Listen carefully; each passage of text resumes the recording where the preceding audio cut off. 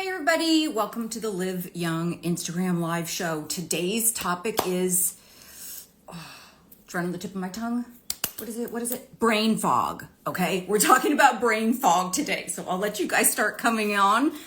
Hi, hello, in case you missed it, today's topic is brain fog. So if you are a menopausal woman, please share this with your menopausal friends. And perimenopausal friends, that can start as early as your 30s. So there's just a lot going on, and I'm going to tell you why I decided to do this topic today.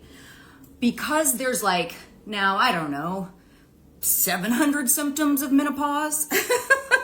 I think that what we're doing is we're shining a light on menopause, which as somebody who's almost 57 years old, it's about freaking time.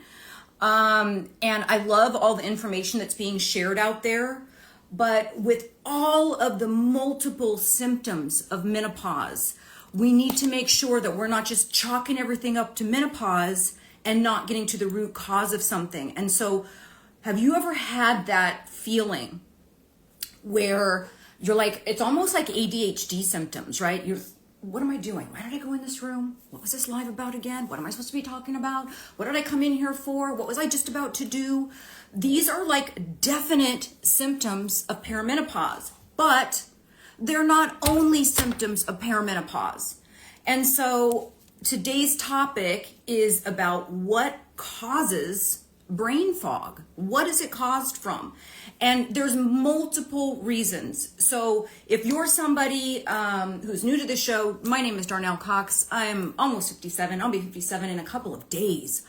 So I am a postmenopausal health coach, and I have been health coaching for over a decade. And I know that in my coaching and in being a gerontologist, which is the study of aging, aging is a full body phenomenon. It's not only about hormones. So yes, brain fog is a symptom of your hormones dipping, but it's not the only reason why we have brain fog. So if you're on hormone replacement therapy and you're still having brain fog, there's two things you can look at. Number one, your hormones continue to dip during perimenopause. They don't just oh, I'm in perimenopause, now they just level off. No, they continue to fall until by the time you're in postmenopause, if you're not on hormone replacement therapy, a man's hormonal makeup, they will have more estrogen racing through their bodies at the time of death than we would. So we start off with much more estrogen, but by the time that we go through perimenopause, men will end up with more estrogen than women. So yeah, it's a huge concern, and I've talked many times, I've had many guests on here. In fact, Dr. Sagosha, who is a hormone specialist, is coming to the Live Young Healthy Aging Retreat. If you have not signed up for that, you can just comment the word retreat once I post this to my main feed. But today we're talking about brain fog that is not hormone related, right? And so we can't just chalk everything up to menopause and say, well, that is what it is, because I've been on hormone replacement therapy now at 57 for almost a decade, and there's still times when I have brain fog. So why is that? And we're going to get to the bottom of that today. So if you are one of those people that, you're back and forth and you can't seem to get a task done, you can't stay on task, it's like almost ADHD symptoms, right? There's multiple causes for that. So first of all, what is brain fog? What does that mean? And why is it that we have to look further than just menopause? The reason is because it could be a precursor for early signs of dementia or Alzheimer's. You could be severely dehydrated. You could have medications that are interacting together. There's a lot to kind of unravel here without just blaming it on estrogen decline. So that's why we have to be our own best advocate is ourself for our health, right? And there's not really a clinical diagnosis for brain fog. But what it generally means is, I have a whole list of symptoms here, just like you can have a whole list of symptoms of being in perimenopause, which the last I looked, there was 67, right? Brain fog is up there, and memory loss, that's up there. but there's also a whole list of other things that can be causing that. And so what is brain fog? There's no real clinical diagnosis, but it's that loss of mental sharpness, the mental fatigue. It's the low energy. It's like your brain is like walking through molasses, right? You're struggling to exercise. And when you do exercise, that symptom of being overly fatigued after exercise, you just want to like go back to bed. Caffeine doesn't really provide the pick-me-up that it used to. You have difficulty prioritizing or managing tasks or completing a to-do list. That's me. I don't know about you guys, but that's me. And trouble with multitasking. And this is stuff that I've experienced during menopause, but also stuff that I've experienced when my hormones are optimal. They're really set optimally. I feel great right now. I have no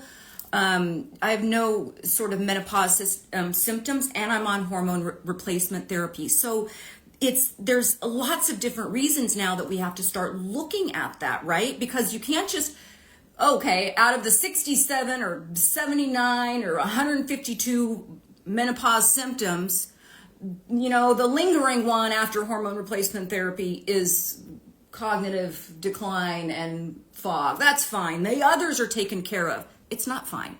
And it could be showing you that there's something even more, at work here, something more at play. So irritability, moodiness, even depression, problems with verbal fluency. So like you're searching for that word, right? It's right on the tip of your tongue. What is it? What is it? Or what is that person's name? Who you know, right? That slow kind of thought process, that kind of jumping around from subject to subject, forgetfulness, trouble retaining people's names, retaining information. And that brain fog gets worse under stress, which sometimes it's called stress dementia. So trust me. If anybody has stress dementia, that would be me, because many of you guys know I'm in the middle. I have been in the middle of like a little bit of a family crisis. And so stress levels are super, super high. It's during times of stress that we're even a little bit more in that brain fog. And they do term that as stress dementia. So what causes it aside from a dip in your hormones? I'm going to just scroll up all the way just in case I had a question, because I seem to be. Okay. Guler said, I have all of them. You have all of those symptoms or all of the menopause symptoms? And Glammy K65 said, oh, that's what I got. Yeah. There's a lot to unpack. And so, yes, if you are somebody who is, I want to say 35 and older, because that's when estrogen starts declining, is as early as 35. Perimenopause is from 40 to 46. And then postmenopause is when you haven't had your cycle in over a year. So I'm postmenopausal, but there's so many different things that can contribute to that. I've already had somebody on, oh my God, here we go. Forgot what their name was. But I had a guest on that was the author of the Brain Health Kitchen. And so we've already gone over those types of foods that are great for brain health, but it's not enough just to eat the types of food that are great for your brain and to be on hormone replacement therapy. If you are still having brain fog, it is an indication that there is something bigger going on.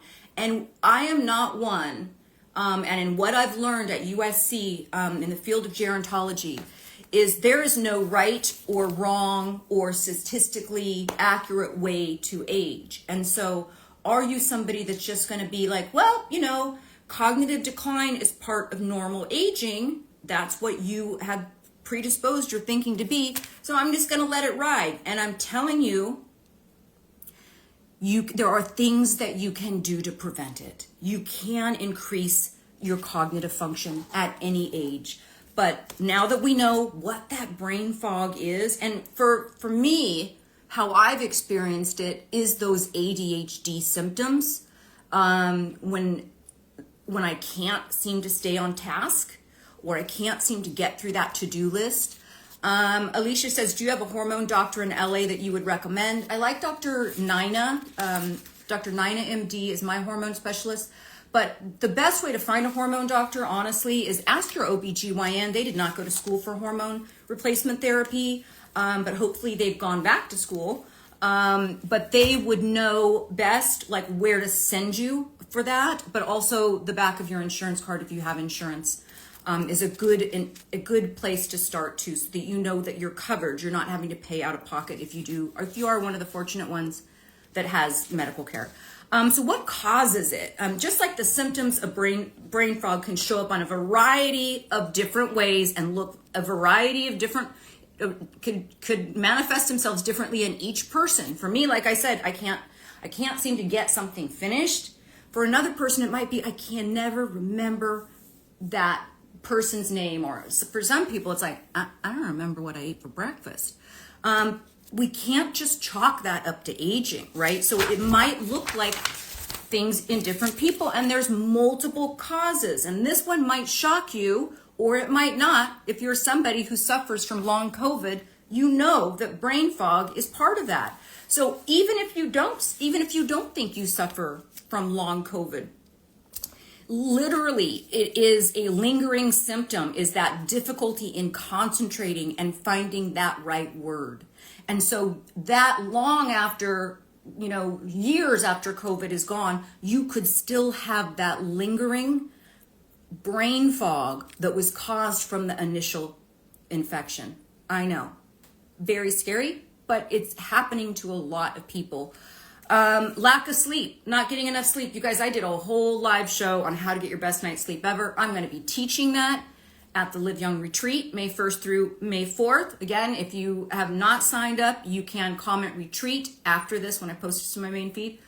But that starts in the morning, right? How we get our best night's sleep. But a lack of sleep drastically affects the function of your brain, your memory, consolidation of those memories that happened. So if you're one of those people that you're like, what did I do yesterday? Look at your sleep. Because your deep sleep might be the culprit there, right? So you have to improve that memory recall, and that is really solidified during the first couple of hours of our sleep cycle. So lack of sleep can cause brain fog. Not enough exercise.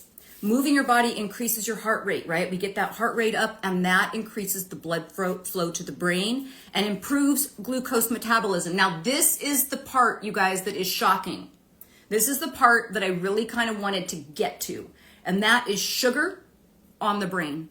And you would be shocked at what that actually does. So let's just go back a little bit for research on the improvement with the exercise. There's so many different research, and I printed out a bunch of stuff, and I just thought, you know what, I don't want to go through a bunch of research. You guys know that increasing your circulation is great for your brain, right? But also, if you're depressed, if you're somebody who's clinically depressed, you're going to have a little bit of brain fog. Now, depression is one of the symptoms of estrogen decline. So what is it? Are you depressed? Are you lacking hormones? Or is your depressive state causing you to be in a bit of a brain fog? And depression as a mental health disorder is often associated with difficulties in concentrating, problems getting things done, getting motivated. Sound familiar? Like there's a lot of overlap here. And that there's a lot of evidence too that depression may affect the brain network called the frontoparietal attention network, which is critical for goal-oriented attention, which makes sense, right? Doesn't that make perfect sense? Dehydration. Do you know how many people are dehydrated? I would say 90% of you on here are dehydrated. It's just true. And especially as we get older, you guys, we mistake thirst for hunger. We actually think that we're hungry and we're reaching for something when actually our body is telling us we're dehydrated. And that signal, that brain signal, weakens as we get older. That's why there's a lot of people, a lot of older adults that get hospitalized for dehydration, for urinary tract infections, for kidney disorders, from a lack of hydration, because our bodies forget to tell us that we're thirsty. The signal gets a little bit more muddled, and it's like we need something, And so when we think we need something, we reach for food instead of water. But dehydration is something that, you know, our body is what, 98 point whatever percent of water. So imagine when you're not working to your full capacity, nothing is working to its full capacity. So before you do anything, drink a full glass of water, right? If you're feeling a little brain foggy, your synapses are not working properly, drink a glass of water. That's always the first thing that I do. Hormonal changes, hello, menopause. It is just the gift that keeps on giving. So yes, our bodies go through significant changes many times during our lives. So pregnancy, also, you ever heard of that pregnancy brain? Got pregnancy brain. Yeah. Hormonal changes. So it's menopause, all of that time. All of those hormonal changes that we go through in life affect the brain and how our brain functions. For example, that dramatic decrease in estrogen and progesterone during those years leading up to menopause, which is AKA perimenopause, that can temporarily, and this is the, I'm going to get back to that question. This is the interesting part, and this is why I decided to do this topic. Because I always send my clients, for those of you who don't know me, I do private coaching. That's my bread and butter. I've been coaching for a long time on multiple subjects because my education is on multiple subjects, all surrounding the one subject of aging, right? And I've oftentimes, when people are coming to me for weight loss, or they're coming to me for whatever it is, name it, the skin, I want to try to microneedle, or I can't get out of bed. I always, if they're in that age range of perimenopausal, I always ask about hormones first, right? What hormones are you on? Where are you in your life cycle? Not just your cycle, but in your life cycle. What age are you? What other symptoms are you having? One of the first things I talk about is brain fog during perimenopause. It is one of the first things that I talk about. So it does play a vital role. But that said, there's a growing body of research that shows estrogen plays a vital role in memory processing in two areas of the brain. So the prefrontal cortex and the hippocampus. So there's tons of research on this. I'm not just pulling this stuff out of my ass. There's tons of research about this. But that said, if you're on hormone, I want you guys to connect the dot here for a second. If you're on hormone replacement therapy and your hormone specialist is telling you your hormones look great, you're feeling better, you're sleeping better, you're eating better, you're doing all the stuff that you're supposed to do, all those symptoms, the hot flashes are gone, you're not getting the night sweats, but you still got the brain fog, that's another issue. That is another issue, because the hormones that have been racing through your body where you didn't have brain fog 10 years ago are now being replaced and are racing back through your body, and you still got brain fog. We have a problem. And we need to dig deeper. So as we age, medication starts increasing as well, right? So brain fog can sometimes be a side effect of medication, or a new medication that you add on that is then counteracting and creating an imbalance with a medication you've been on for your whole life. So there's two things when it comes to medication that I want to talk about. Number one, stop taking your sleeping medication. And I mean this because your body will learn to sleep on its own. Anytime anything says may cause drowsiness, I want you to think about that is crossing that blood-brain barrier, and that is affecting your brain and not in a good way. I don't know how else to say that. But just like when you travel and you're like in a completely, if you've been lucky enough to travel in and spend time in a completely different time zone, it is hell, right? It's hell for the first couple of days until your body gets used to it. Giving up your sleeping medication will be hell for the first couple of days, but your body will get used to it, and eventually you will sleep, and your brain will thank you, because there's no way that you take a sleeping medication at night to help you sleep and you wake up the next morning with the same cognitive ability as if you hadn't taken that sleeping medication. Your brain doesn't work like that.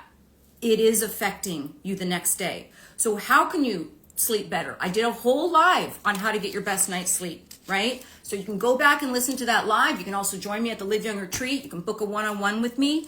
But I'm going to be teaching that all at the Live Young Retreat. Waking up, looking at the sun, getting that light in our eyes, cold plunging, exercising first thing, all of that, along with not having overhead lights and not exposing yourself to blue light at night, getting in bed at a certain time, using heat, cold in the morning, warm in the evening. All of this helps to set a natural sleep-wake cycle without taking sleep medication. So the only thing I take at night, I take supplements at night, but I do not take any sleep medication. One of the supplements that I take at night is Neuromax. This is from my line. This is magnesium 3 and 8. This crosses the blood-brain barrier. So not only will it make you sleepy, it's great for your brain health, where most of us are magnesium deficient, right? So for this month only, because it's my birthday month, 20% off of every single thing on the Live Young website, not like the gadgets and stuff like that you know are other people's brands, but on my supplements, 20% off with the code, what did I say it was?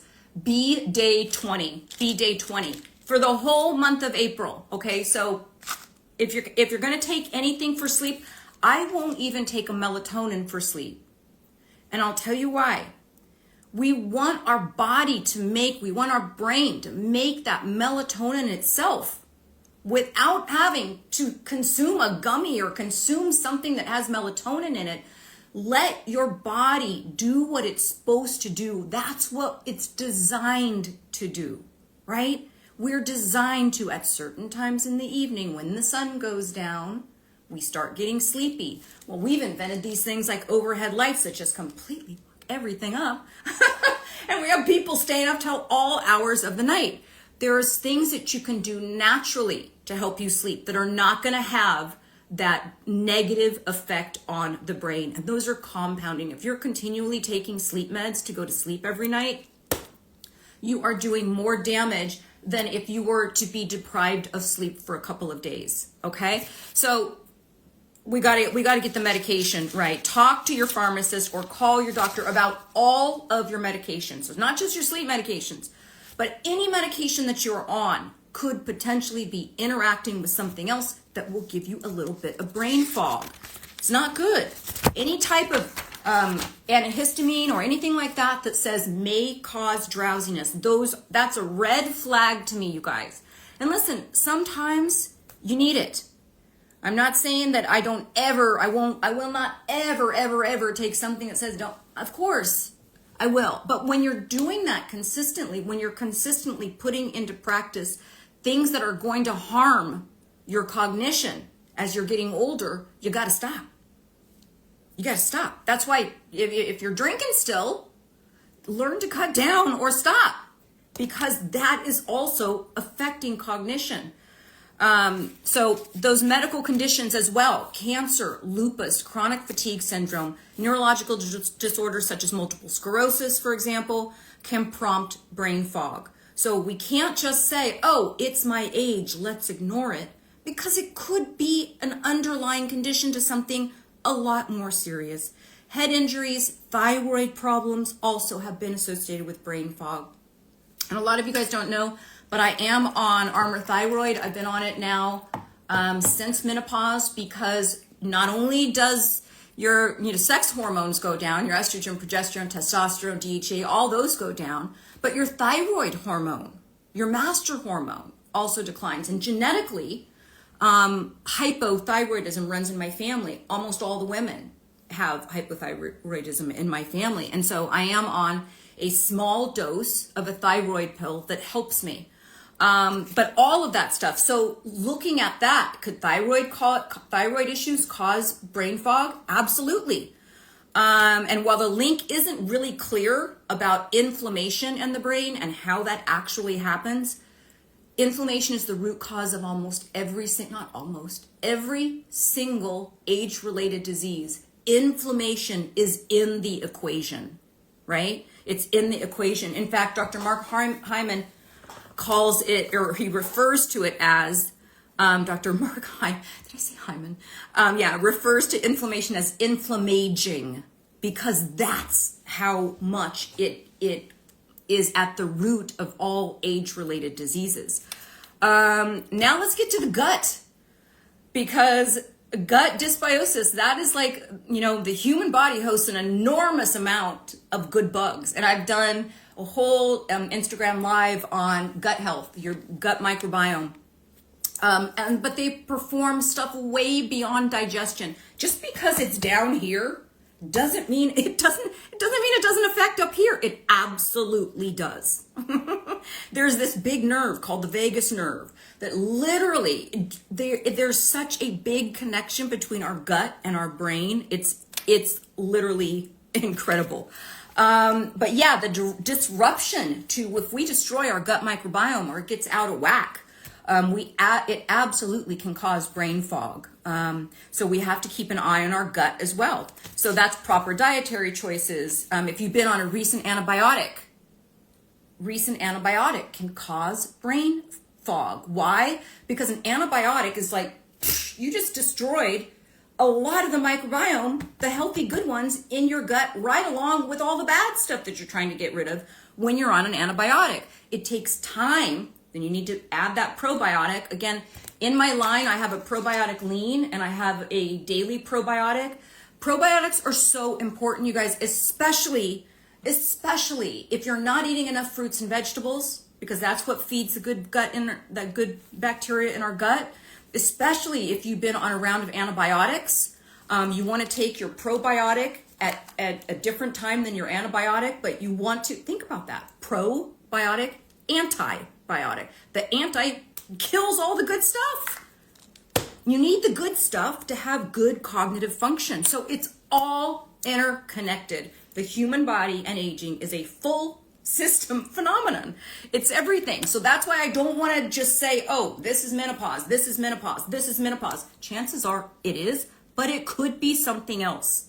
Okay? Which brings me to the cause of brain fog that most people don't think about. And I hate to be the bearer of bad news, but it is sugar. I'm sorry, but high sugar, both in people with and without diabetes. So me, when my sugar is high, and I noticed this when I was doing levels, I noticed that when my thought process was at its best, I do a lot of scientific experiments on myself. But when I realized that my thought process was at its best was when my blood sugar level was maintained, when it was stable, when I was actively trying to keep my blood sugar level down through fiber, right? And we've talked about this before. Again, 20% off, B Day 20. And you can actually comment after I post this to my feed the word supplements, and the link will show up in your thing. But you have to put the code in B Day 20 for the whole month of April. Okay. But we talked about elevating blood sugar level and how being actively trying to keep your blood sugar level stable really depends on fiber. Okay. So whether that's getting all those fresh vegetables in that you can, and all those sources of fiber in that you can, prior to like eating something sweet, or you take a scoop of this, mix it in with water, guzzle that, wait a half hour. The water is going to do a couple different things, right? The water is going to hydrate you. So in case it's hydration, you're going to knock that one off, right? That will help a little bit. And the fiber is going to slow down the way that sugar hits your bloodstream. So this does not slow down digestion like a weight loss shot does. What this does is it creates a mesh in the lining of the small intestines that slows down the way that the sugar, the glucose, gets pulled into the bloodstream. And if you can stabilize the way that the glucose hits the bloodstream, it's far less likely to be stored as fat, but it's more likely to have a stable blood glucose level, which is better for our brain. Better for our brain. So glucose is essential. We need glucose for our brain, right? And the brain consumes about 20% of all the body's glucose. 20% of it goes to the brain. I'm gonna take a I'm going to take the questions afterwards. So I'm just going to try to get through this really quick. And then I'm going to go back and look through the questions, okay? Because I just saw a lot of stuff that I thought were really good questions, but I want to get through this. Okay, so 20% of the glucose in our body all goes to our brain. And it supports that high energy activities involved with cognition and regulating every single process in the body. So glucose is important for our brain. And why? Because our brain cannot synthesize glucose and it cannot store glucose the way our organs can, like our liver and our muscles, and it can't store it for fuel like our fat cells does. It needs that source of glucose into the brain to make all the functions a lot smoother, right? But while glucose is vital to brain function, too much is super, super problematic, you guys. And there's so much, like, oh my God, I don't even know what I did with all the papers, but there's so much research. You can just Google it. Glucose, sugar and cognitive function. Look it up. It's everywhere. In fact, type 2 diabetes has often been called, has it been called, no, been called Alzheimer's. Alzheimer's has been called type 3 diabetes at times. I think that's what it's been called. And that's because there's such a correlation between having blood sugar issues and metabolic process issues with dementia and Alzheimer's. There's a giant connection there. And so why is that important for the brain? Why is glucose important? Because again, we can't store it there. But if you have too much, something shuts down. And then that's where we have a problem. So when blood glucose levels are high, the level of GLUT1, so GLUT1 is this and let me try to see if I can explain what this is. The blood-brain barrier controls the flow of nutrients in and out of the brain, right? And it's designed to take glucose through a transporter. It doesn't just go like it does through our regular body racing through the blood. There's a blood-brain barrier that it has to cross. And so there's like this little vesicle that it goes in to cross over that blood-brain barrier. Sorry. Let me just back it up, slow down a little bit. There's this little think of it like a little car, and the glucose goes inside there, and then this little car goes through the blood-brain barrier, and the glucose can get there. So it's the GLUT1 enables the constant glucose uptake, even when the levels are low in our body. So when our levels of glucose are low in our body, it's going to go to our brain first. Because again, we can't store glucose in our brain, right? But when the blood glucose racing through our body gets high, and they don't know why this happens, but the level of GLUT1 decreases. So that GLUT1, that little vesicle that brings the glucose into the brain, decreases when there's too much sugar in your body. How crazy is that? But that's what happens. So you're depriving. When you are eating a ton of sugar, your body gets so confused by that, with the insulin being stimulated and then stores it as fat, tries to store some in the muscles, primarily as fat around the midsection when we're talking about a lot of sugar. But what happens with that when you're in metabolic distress is this GLUT1, that little package that gets the glucose to the brain, diminishes. It's counterintuitive, right? But that's what it does. So when, like I said, the GLUT1 decreases, blood glucose levels are high, GLUT1 decreases, thereby it's decreasing that uptake into the brain. And it has both acute and chronic effects, including decreasing energy production in the brain, which can lead to immediate brain fog, and increased oxidative stress, which contributes over time to cell damage, cell death, and even cognitive decline. So sugar is very, very, very important.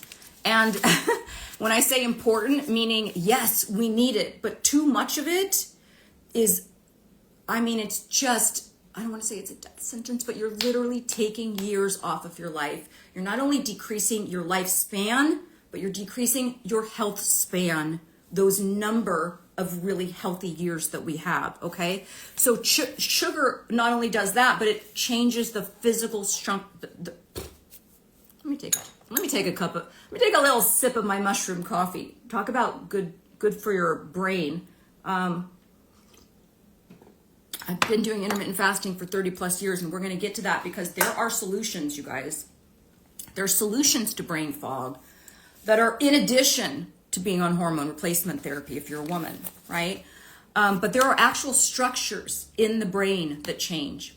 Glucose may affect critical parts of the brain's anatomy. It shrinks the brain. Hippocampal shrinkage in people even without diabetes. Even if you don't have diabetes, you can have hippocampal shrinkage of the brain due to not stabilizing your blood glucose level. This is not something I'm making up, you guys. This is all backed by research. And I mean peer-reviewed, placebo-blind, like research, real research, okay? So you can look that stuff up. I'm not going to go over it all right here. But changes to the hippocampus lead to impairments in episodic memory and attribute to brain fog. So there's a lot going on, right? And there's a lot of studies. I mean, I listed like 5 here, but there's, diminished executive function with insulin resistance. There's poor recall in a 2018 study associated with correlation between cognitive function and glucose levels for men and women that are without diabetes, ages 25 to 35. There's like a lot, word memory recall. One research study was talking about that. The effects of cognitive function seem to exasperate over time. So if you are somebody that has brain fog and you're not treating it, or you still have it even after hormone replacement therapy, just know you're compounding that damage that you're doing, right? So high insulin levels, glucose levels may influence cognitive function directly through the changes in blood vessels or other undiagnosed vascular diseases. So vascular dementia is related to sugar, you guys. Inflammation, like I said, excessive glucose in the bloodstream can create inflammation and have a toxic effect in the brain with plaques and tangles, right? That's all of those. If you look at you dissect somebody who's got Alzheimer's after they passed away and you dissect their brain, you can see the plaques and tangles in the brain. These are physical structures that form with Alzheimer's disease. So there's a lot of stuff, and there is an inflammatory basis to that. Neuroinflammation is something that can be triggered that affects your immune system as well. So how do we avoid this? Now we know we're all doomed. We know that there's lots of different causes, right? We know that it could be caused from dehydration and a lack of exercise, from hormonal imbalances, from lots of different stuff, medication crossing over, many different things, or bigger neurological issues that we need to address, or an imbalance in blood sugar level, right? High blood sugar levels, diabetes, you're going to increase your risk of, if you're diabetic and you are in metabolic distress, or your fasting blood glucose level is like over 90, you are setting yourself up for a bigger cognitive decline than if you were to be metabolically stable. Does that make sense, everybody? So what do? You eat for stable blood sugar. And I've talked about this on multiple TV shows. I think I just talked about this on Morning on Merritt Street. I talked about this also on, what was that other show that I did? New York Living, where the order in which you eat your food is important. Wow, my hair is going crazy. The order in which you eat your food is important because that is going to help you stabilize your blood glucose level. So we want to start with fiber. Fiber is our friend, people. Stop counting how many grams of protein you have. You're going to get enough if you're eating fiber. How many vegetables are you getting? How many plant-based proteins are you getting? How are you stabilizing your blood sugar level? Are you eating, when you're at nighttime, are you getting those late night munchy snacks where you're like, I need to eat sugar. Stabilize your blood sugar first, right? And so the way that I do that, or the way that I put my clients, I would say, is crave control. This will help with sugar cravings, carb cravings, even alcohol cravings. Again, one of the products is 20% off with birthday 20 for the whole month. Berberine, this is MetaHealth. This is the Live Young MetaHealth. This is berberine. Look it up. Google berberine and glucose level, right? This helps to stabilize blood glucose level. And then, of course, my bestseller, Fiberline. You eat this before, and just the fiber alone will slow down the way the sugar crosses from the small intestines into your bloodstream. So you're going to have a lot more better metabolic health and not those big spikes and drops in your blood sugar level. Okay, so remember, B-Day 20% off for the entire month. Okay, so here's the takeaway, and then I'm going to go and look at the questions. Poor metabolic health is one of the main factors for brain fog. So if you are a junk food junkie, and that doesn't mean you're eating cupcakes, that could mean you're eating bagels. You know, with the dwarf wheat, your body, and I heard Dr. Mark Hyman say this one time, with the dwarf wheat, with the genetic modifications that they've made in wheat, your body does not know the difference from the neck down between a bagel and a cupcake, because your body still turns to glucose, right?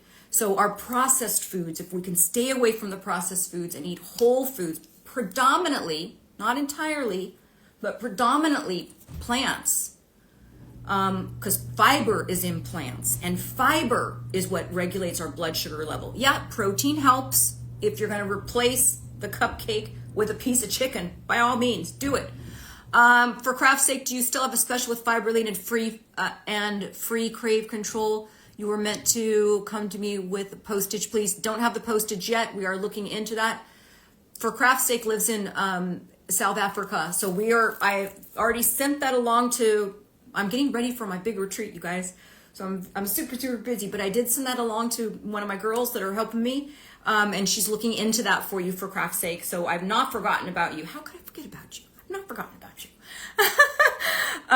Okay, so we know that it's a lot of different things. I want to go and no, I've got one more thing I want to talk about, and that is definitely avoiding. You know, how do we avoid the brain fog? And it's not just your blood sugar level, and it's not just making sure you're getting on hormone replacement therapy. Again, I did a whole other show about this. I don't want to get into it too much now. But the drugs and alcohol, right? Anything that says it's going to make you tired, may cause drowsiness, I want you to automatically, that's a red light. Ding, ding, ding, ding, ding. That's crossing the blood-brain barrier. If it's making you drowsy, it's crossing the blood-brain barrier. And so just know that is going to affect your cognition. And if you're repeatedly doing that with sleep medication, you're setting yourself up for bigger cognitive decline. So avoiding drugs and alcohol, we already know now, you know, we've learned so much. Pretty soon, they're not pretty soon, but let's say like in a couple 100 years, they're going to be like, can you believe that these people drank alcohol? It's going to be like, were they insane? It's the marketing.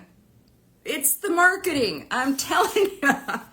But it's terrible for your body. And now we know there's no amount. It's poison. Pick your poison. It's literally poison. And it will affect your cognition, and it will affect your rate of all age-related diseases, of all case mortality, but definitely brain fog for sure. And not only that, but research has shown that cannabis may impair cognitive functions on several levels, from executive function tasks, such as ability to plan, organize, solve problems, make decisions, and remember things, to even basic motor coordination. So, I know, it's a bummer. Dang it. But it's true. It's true. Anything that you can think of that has that effect on your brain where that's crossing the blood-brain barrier. You could be increasing your chance of brain fog, which increases your chance of cognitive decline. So control your blood sugar levels if you can. Intermittent fasting is a really good way. Now, I just said earlier, our brain needs constant glucose. Our body makes its own glucose. That does not mean that you need to constantly eat for your brain. No, that does not mean that. In fact, intermittent fasting, deprivation, not eating, allows that process of autophagy where we can go in, not we personally, but our cells go in and pick apart those damaged proteins, those senescent cells, those zombie cells, picks them apart, eats up the part and gets rid of the part that's not good, and uses those spare parts like a car junkyard to make new proteins. That only happens in times of deprivation. Does intermittent fasting help with type 2 diabetes? Absolutely. Does it help with Alzheimer's? Absolutely. Does it help with weight control? Absolutely. It helps with all of that stuff. Does it help with your blood glucose level? Absolutely. It's all, there's a ton of research, you guys. There's a ton of research on that. Yeah, so there's just a ton of research on that. It suggests that, there's also research that suggests both time-restricted eating and extended fasts can help your cells take in glucose more efficiently due to improved insulin sensitivity. We want our insulin super sensitive, right? We don't want to be eating a bunch of stuff and then it's like your insulin just like, our body's gone crazy. Let's throw a bunch of stuff out there. And then it's like too many cooks in the kitchen. Nothing, it doesn't know what to do with it. Just throws all the extra sugar as fat around the waist. So controlling your blood sugar levels, you're going to live a lot longer, everybody. And you're going to address that cognitive health, because it is really in times of deprivation that we have the best chance for autophagy, where we can actually get rid of those damaged cells. So if you're brain fog, I want you guys to think about this. When is in the middle of the day? When are you getting the most brain fog? If you're getting the most brain fog a couple hours like after lunch, you're not stabilizing your blood sugar level, right? So what did you eat? Start thinking about that stuff. What did I eat that made me 2 hours later, like I have no energy and the coffee's not doing it? Your blood sugar spiked and then it crashed. And we got to think about what that's doing to the brain. So yeah, intermittent fasting. It really does help you guys. Like I said, I've been doing it for 30 plus years. And I've had 3 kids. I grew three humans in my body. So I can't really say I've never struggled with my weight. No, I grew 3 humans and nursed 3 humans. And there's been times where I've been 15 pounds heavier than I am now in the first onset of menopause or post, after having a baby or whatever. There's times where I've also had to think okay, what am I eating? What is going on? And how can I stabilize this? And I've done those deep dives into myself, and it's time for you to do those deep dives into your own health, right? Don't just chalk it up to normal part of aging. There's no normal part of aging. Having brain fog is not normal. Don't accept that for yourself as part of just a normal process. Because what if it's not your hormones declining? What if it's not medication that you're on or that's conflicting? What if it's not just your lack of motivation for exercise, right? There could be so many other things. And we talked about all of those. And now that we know, we can't just lump this into menopause symptoms, and I'm taking hormone replacement therapy, so 66 of my 68 symptoms are gone. Woohoo, I'm so happy. No, what about the other 2? Right? This is the one body you have. One chance here. So do I recommend hormone replacement therapy? I recommend anybody over the age of 30 go get your hormones tested. I'm speaking specifically to women here, but go get your hormones tested. You're 35, go get your hormones tested. That's when it can start, right? So we don't want that big dip. Don't go through what I had to go through. I'm I feel fine. What do you mean I'm in perimenopause? And then all of a sudden it was I literally fell off a cliff. It was what? I'm here coaching you on what happened to me and letting you know, don't go up those 10 pounds in perimenopause because your metabolism has tanked. Get on those hormone replacement therapies. Do that. It's been racing through your blood your whole life. You're not putting something foreign in it. It's been in your body, and it protects your brain. Estrogen protects your brain from cognitive decline. Estrogen protects your brain from Alzheimer's. Estrogen protects your brain from bone density. Estrogen protects your heart from heart attacks. Why do you think more women have osteoporosis than men? Because if you're not on hormone replacement therapy, by the time that you go through menopause, say our estrogen's up here, by the time you go through menopause, your estrogen is below your husband's or your partner's, if it's a male. It's below than where they are. So that's how much. So think about that. This is how much we're protected. That's why men have heart attacks earlier in life. They're not protected by the same amount of estrogen. When our estrogen dips down during menopause, we are just as likely to have heart attacks as men. And in fact, more at a certain age during menopause. Okay, let me scroll back. I kind of got on a tangent, but that is okay. So yeah, don't take brain fog as just part of growing old. I don't take anything as just a normal part of growing old, right? There are things that we can do to combat that.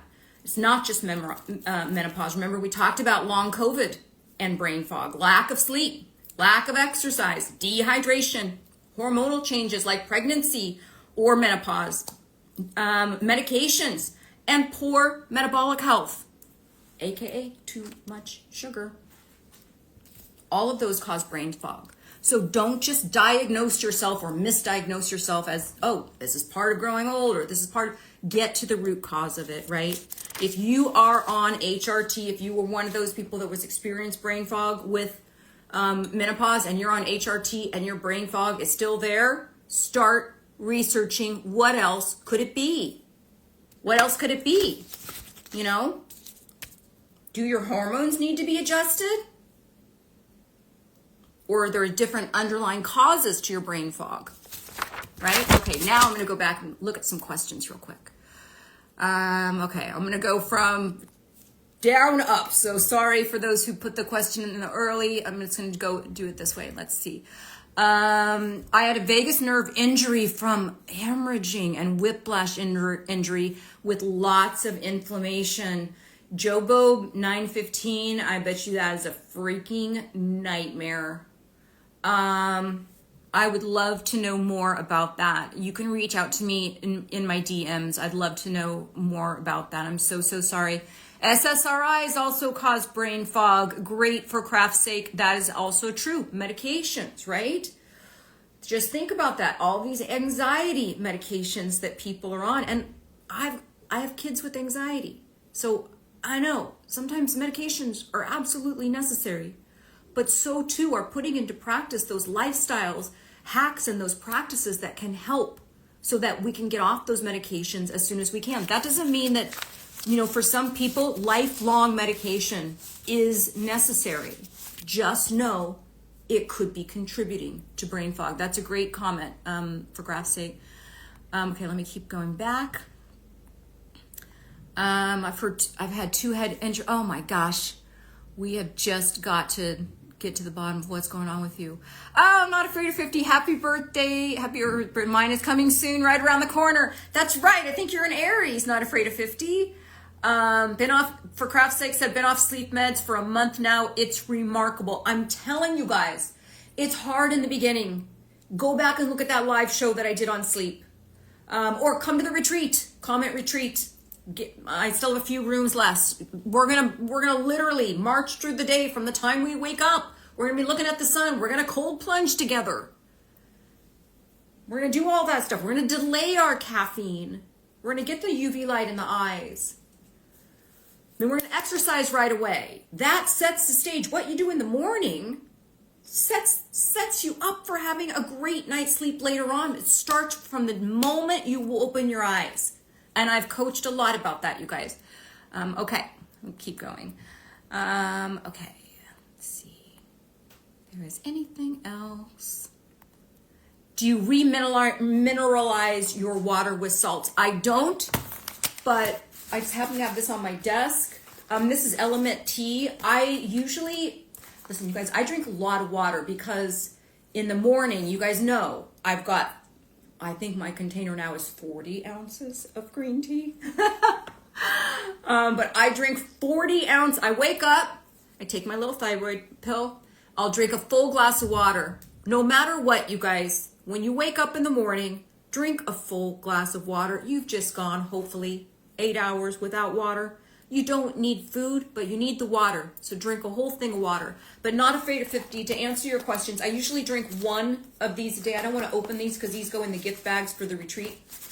But one of these little sachets, I'll put it in a tall thing of water and keep that in the refrigerator. And it's one of those that, like, I think it's 36 ounces, but it kind of shows you how much it has the measuring thing so you can see how much water you've drank through the day. And I'll put one of these in there in the refrigerator and drink one of those a day, plus my 40 ounces of tea, plus extra water, plus the other stuff, right? But I at least get through one of these that has that good distribution of potassium and sodium. And that has really helped as well because you can always hydrate. There's lots of different stuff that you can do to hydrate yourself better than just plain water, and electrolytes are one of those. Okay, keep going. Sorry, having trouble sending this. I teach 5-year-olds. I'm a half marathon runner. I work out yoga, Pilates, and yes, I'm on hormone bioidentical. Amazing. Okay, let's see if there's anything else. Going back. So P. Good Life said, I'm 83. Wow.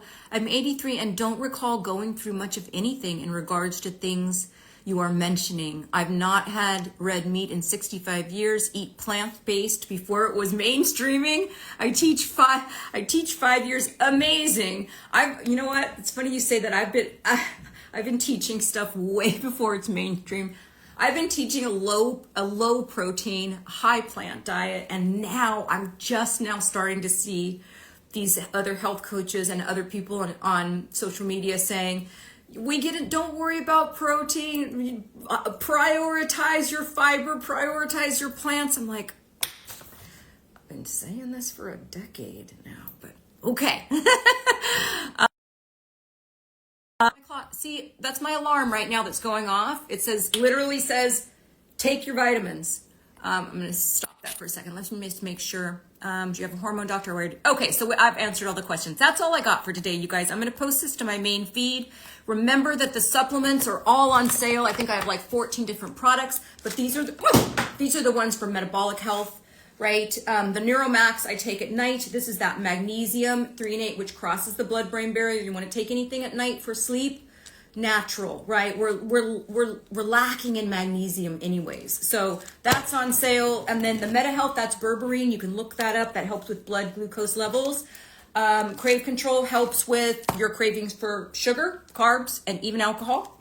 And then my Fiberline, as well as everything else that's on there. It's all on sale with the code BDAY20, okay? BDAY20. That's all I got. And then you guys can comment. So you can comment supplements to get to the supplement link after I post this. Comment supplement to get to the supplement link. You can comment retreat to get to the retreat link. And by the way, everybody coming to the retreat gets a free red light therapy mask. It is a prototype for the first Live Young red light therapy mask. I don't want to show too much of it.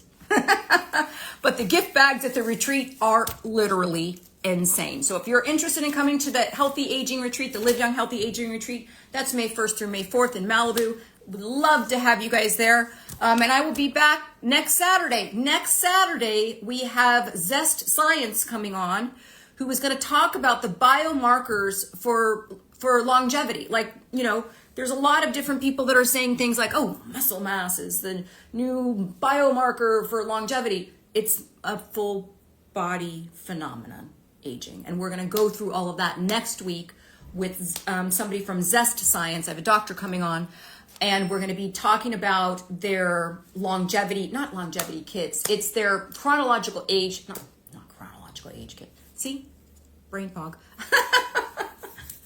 But we're going to be doing like a test kit that we might be giving away that day. So I will keep you posted on that, but I'll see you guys next Saturday, same time, 2 p.m. Central, 12 p.m. Pacific Standard Time. Thanks you guys for joining. I know you guys have a lot of places you can be on this Saturday, and I'm so glad that I get to spend it with you. Okay. Bye, everybody.